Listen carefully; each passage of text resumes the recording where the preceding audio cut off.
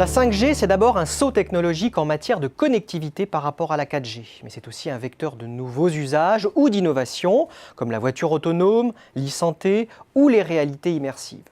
Selon la nouvelle étude Xerfi France, ces avancées représentent un potentiel considérable qui place cette technologie au centre des préoccupations de tous les acteurs de la filière télécom. Ainsi, les premières offres commerciales devraient être lancées courant 2020 pour désengorger les réseaux dans les agglomérations françaises. Les opérateurs télécoms vont dans un premier temps faire le choix d'une version édulcorée de la 5G non standalone, reposant sur les anciennes infrastructures 4G. L'utilisation de nouvelles fréquences sur les bandes de 3,6 GHz et de 3,8 GHz, ainsi que le déploiement d'innovations logicielles, permettront de maintenir le niveau de service, alors que le volume de données transitant sur les réseaux mobiles en France est appelé à exploser au cours des prochains trimestres. Pour préparer le déploiement et communiquer autour de leur capacité d'innovation, les opérateurs mobiles ont multiplié les expérimentations au cours du premier semestre 2018. A contrario, la 5G standalone, elle, ne devrait pas être déployée avant 2025, faute d'usages innovants. Et ce, d'autant qu'elle nécessite un triplement du nombre d'antennes, rendant le retour sur investissement hasardeux pour des opérateurs télécoms affaiblis par plusieurs années de baisse de revenus. En effet, le marché à destination du grand public se caractérise aujourd'hui par une intense guerre des prix, grèvant les revenus issus des services mobiles depuis 2012.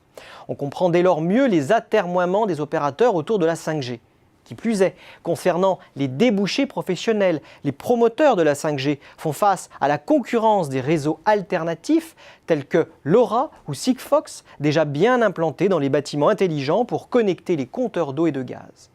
D'autres facteurs viennent compliquer la tâche des opérateurs. Ces derniers, en multipliant le nombre d'antennes, s'exposent à de nombreux recours des riverains qui retarderont une couverture élargie du territoire national.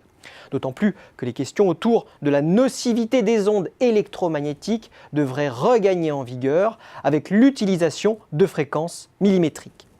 Néanmoins, les équipementiers comme Huawei, Ericsson ou Nokia et les TowerCo, société chargée d'exploiter les points hauts sur lesquels sont installées les antennes mobiles à l'image de Celinex ou ATC, n'entendent pas abandonner cette manne financière. Et ils imaginent maintenant de nouveaux modèles d'affaires qui pourraient bouleverser les rapports de force au sein de la filière. Les investissements colossaux attendus pour déployer la nouvelle génération de réseaux mobiles pourraient être aussi l'occasion de relancer les discussions autour d'une consolidation du secteur européen des services de télécommunications, particulièrement fragmenté par rapport aux États-Unis. La France, pour sa part, se doit d'accélérer. Les pouvoirs publics se sont déjà saisis de la question ces derniers mois, le gouvernement adoptant en juillet 2018 une feuille de route sur la 5G. Il n'en demeure pas moins que l'Hexagone est en retard par rapport à ses voisins européens, notamment sur la question de la vente aux enchères des fréquences 5G.